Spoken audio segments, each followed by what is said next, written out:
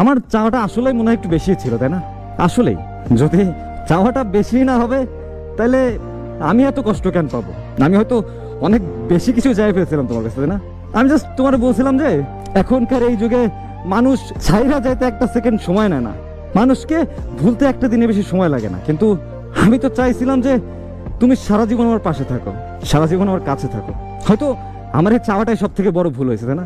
ফ্যামিলির প্রবলেম, টাকার সমস্যা, বন্ধু বান্ধবের থেকে কষ্ট, সবই ছিল লাইফে। আমি জাস্ট একটা পার্সনের মুখের দিকে তাকাইছিলাম যে এই মানুষটা হয়তো আমার জীবনে কষ্ট দেবে না। বাট আসলে আমি ভুল।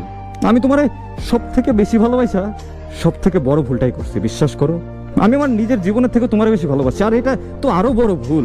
কারণ আমি হয়তো বুঝাই উঠতে পারি যারাই তুমি সব থেকে বেশি ভালোবাসবা সেই মানুষটা একটা সময় চলে যাবে, সেই মানুষটাই একটা সময় কষ্ট দিবে। এই জিনিসটা বুঝে উঠতে পারিনি। আর তাই তো জীবনের সব থেকে বড় কষ্টটা তোমার কাছ থেকে আমি পাইছি, যারে আমি জীবনের থেকে বেশি ভালোবাসছি। এইসব জিনিস আসলে আফসোস লাগে অনেক, যে তোমার কাছ থেকে আমি এটা পাবো, এটা কখনো আমি আশা করিনি।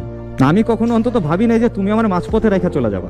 আমার থেকে অন্য কাউকে তোমার ভালো লাগবে, আমার থেকে অন্য কারো টাকা পয়সা তোমার কাছে আমার থেকেও বেশি মূল্যবান মনে হয়ে যাবে। আমি এটা কখনোই ভাবিনি।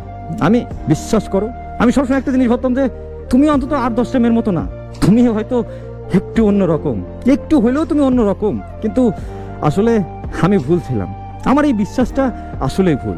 আর তোমাকে এই বিশ্বাস করাটা আমার সব থেকে বড় ভুল। যেখানে থাকো, যেভাবে থাকো, ভালো থাকো, এটাই চাও, আর কোনো কিছু নাই। জীবনের একটা পর্যায়ে যায় মানে আমাদের বয়সের ছেলে মেয়েদের অনেক কিছুই হারাইতে হয়, এটা স্বাভাবিক, অস্বাভাবিক কিছু না। একটা কথা কি মানেন, এই জিনিসটা চলে যাওয়ার পরেও জীবনে টিকে থাকতে হবে, জীবনে বেঁচে থাকতে হবে। বাবা মার জন্য হোক, আশেপাশের মানুষের জন্য হোক, চলে যাওয়া যাবে না। জীবনে স্ট্রাগল করে যেতে হবে, আর এই কষ্ট মেনে নিয়েই জীবনটাকে চালিয়ে যেতে হবে। এই একটা বুঝ না একটা বয়সের পর চলে আসে, যেমন 23, 24, 25-এর পরে এই বুঝটা সবার ভিতরেই মোটামুটি চলে আসে। ছেলে হোক মেয়ে হোক সবার ভিতরে আসে। আমরা দিন শেষে হিসাব করে দেখেন যে আমরা কেউই ভালো নাই, অন্তত এই ভালোবাসা আসলেই কেউ ভালো নাই কোথাও।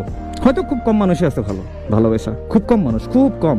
কিন্তু ওই কম মানুষের সংখ্যার ভিতরে আমাদের নামটা যোগ হলো না, এটা আমাদের কপাল, তাছাড়া কিছু নাই। আর সামনের মানুষটাকে যে ভালোবাসছি এই ভুল ডিসিশনের জন্য, এটাই জাস্ট, আর কিছু না। তবুও আমরা এই পেন থেকে না সহজে বের হতে পারি না। বাট একটা সময় জিনিসটা অভ্যাস হয়ে যায়, কষ্টগুলো নিতে নিতে একটা সময় মনে হয় যে এটা আমার শরীরের সাথে জড়িত, এটা বাইরে কিছুই না, এটা স্বাভাবিক। ততক্ষণ পর্যন্ত একটু পেন লাগে, কষ্ট লাগে।